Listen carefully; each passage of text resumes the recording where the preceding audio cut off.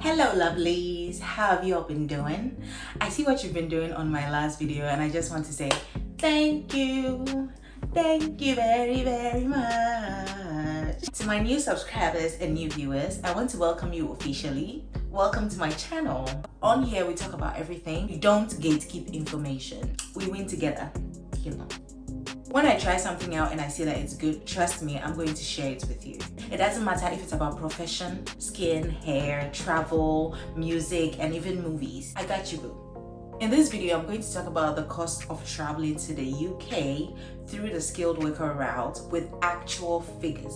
In my last video, I spoke about the whole process that I went through from, moving to the UK. You can check it out here or here. But in this video, it's all about the money. We don't need your money. Life is really funny. You want to travel to make more money, but you need money to do it. But as they say, you need money to bring money. So let's go.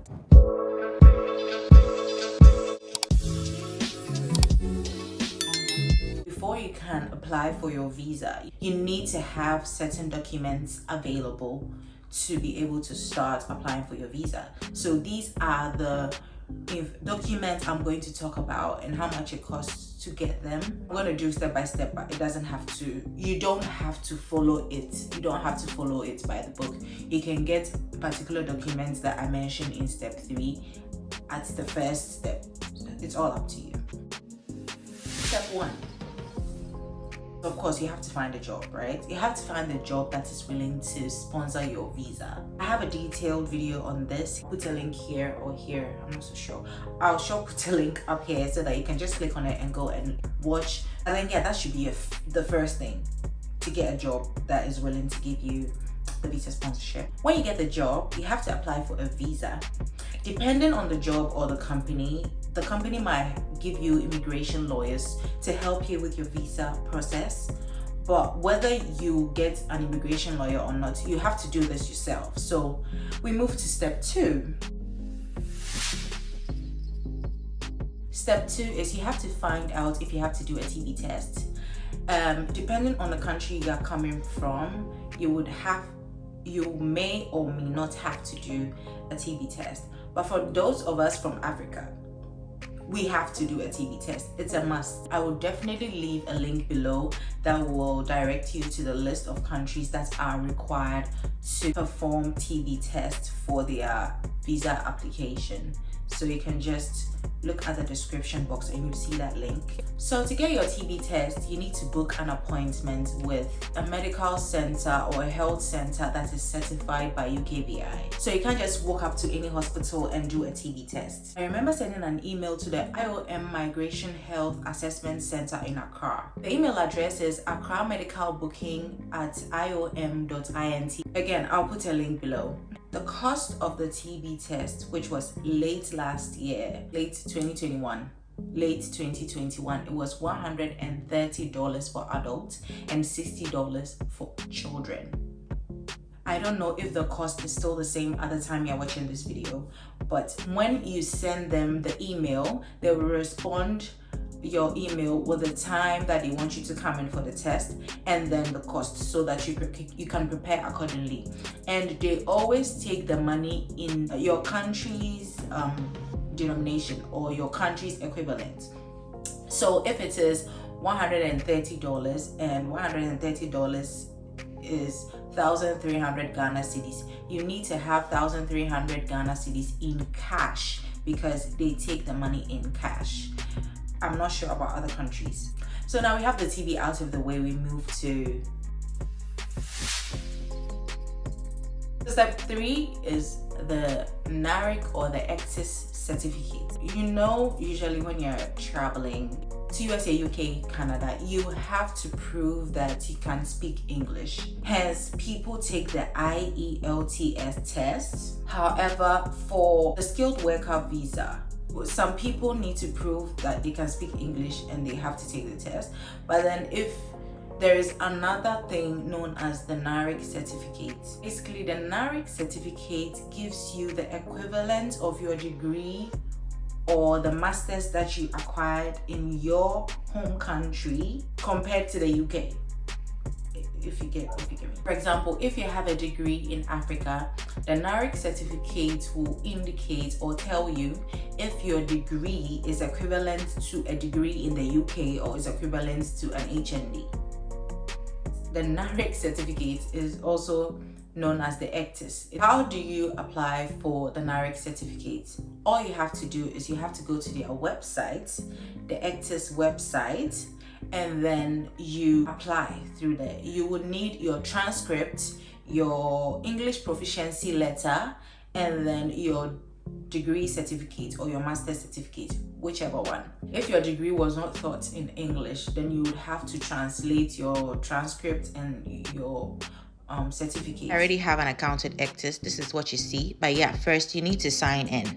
When you sign in, you have to choose additional services. Then you go down, you can see all these different services. Keep scrolling down until you see the Visa and Nationality service. Click on Continue to select service. So you see these different options. We are going for option 1, which is the English proficiency option. So you select your nationality.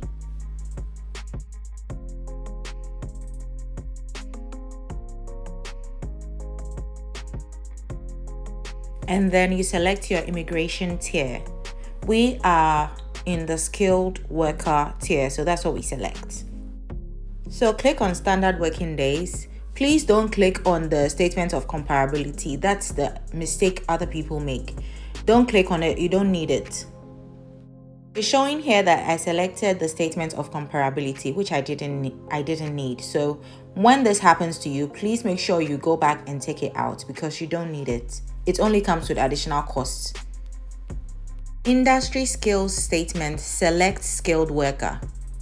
We selected the standard service, which is between 10 days to 15 days. If you select a fast track, it comes with additional costs. Now the next thing is to fill in our qualifications and upload, like I said earlier, our transcript, our English proficiency letter, and our certificate. And if your certificate and transcript is not in English, you have to also upload a translated version. Mine looks like this because I already have my qualifications filled out. But if you're new, you just have to select add qualifications and it will give you a clean interface to fill. So you fill out your qualifications here, and then when you're done, you click on next, which will take you to the page that you have to upload your transcript and all the documents you need.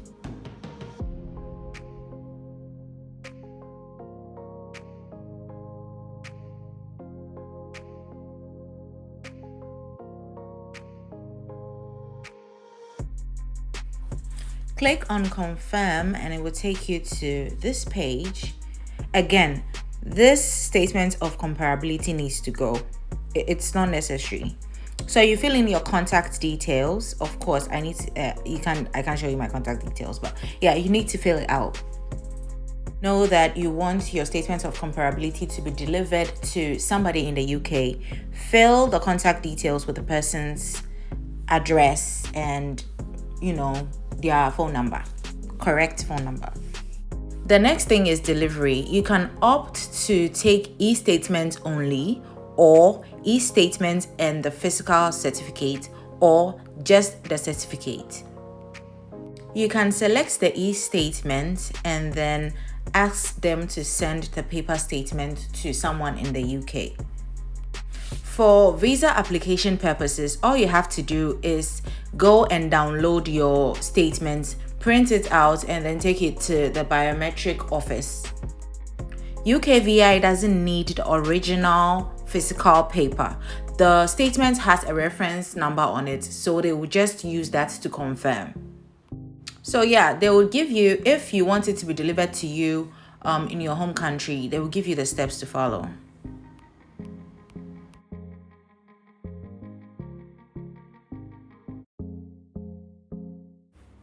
this is the final costs that you have to pay for your service. You realize that if you take the statement of comparability out, the cost will reduce. So yeah, keep that in mind. Make sure you don't select it.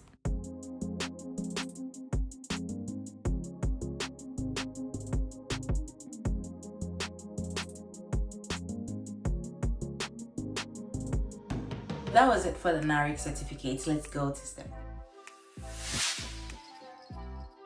I remember I had to provide them with a proof of address, and usually proof of address has to be on your bank statement or your bills, anything that you can use to prove. My bank was stressing me out, so I had to find other ways and means to get the proof of address. So I just went ahead and swore an oath, as in an affidavit. So an affidavit is a document, right? Like you are swearing an oath that this is where you live and this is your official address, and it states your address and everything on there with this court seal and everything. So that's what I provided. I didn't even know if that would work or not, but I was desperate. I just had to provide something to show that really this is where I live. It's your certificate of sponsorship. So usually when you get the job, the lawyers, the immigration lawyers, or your employer will tell you that they are working on your certificate of sponsorship. When they tell you they are working on your certificate of sponsorship, whilst you are waiting for your certificate of sponsorship, because they are working on it, you have to go ahead and do all these things, like gather all the documents I spoke about, because these documents are your responsibility. They can't help you with it. They can only give you guidance. So you have to do your TB test. You have to do so that when the certificate of sponsorship comes in, you just go in and start applying for your visa. So yeah, of course, step 4 is your certificate of sponsorship that your employer will send to you. So when you get a certificate of sponsorship, then you can go ahead and apply for the visa. And for the certificate of sponsorship, like I said, you don't have to pay for it. You don't have to pay for the certificate of sponsorship. Your employer will pay for the certificate of sponsorship for you. Now that we have our documents ready, we can go ahead and apply for the visa. So the visa application cost depends on the number of years that your employer is applying for you. If it's 3 years, the cost is £625. If it's 5 years, the cost is £1,235. Again, your employer may or may not pay for the visa for you. So you just I know for some people, for some of my friends, they had to pay for the visa application fee and they were refunded by their employer. It depends. It really depends on your employer, if they will pay for you right away or they want you to pay first and then they will refund. When applying for the visa, of course, you need to register with your email address first and make sure all the questions are answered correctly. Just be very honest. All the questions answered honestly and correctly. Before you can complete the application, of course, you have to pay for the visa fee and then health surcharge. So the health surcharge is £625 per year. So if it's 3 years, then would they cut 1,870 If it's 5 years, it's 3,120, and you have to pay this there, like it's upfront.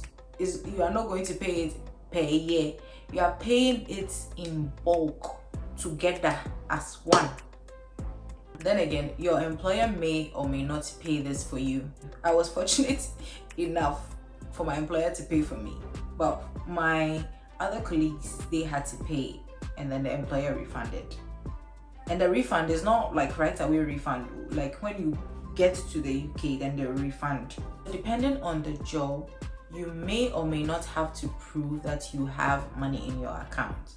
So some employers will declare in the letter to the UKVI that they are going to take care of you for the first month that you arrive in the UK. So when that happens, you do not have to prove that you have money in your account.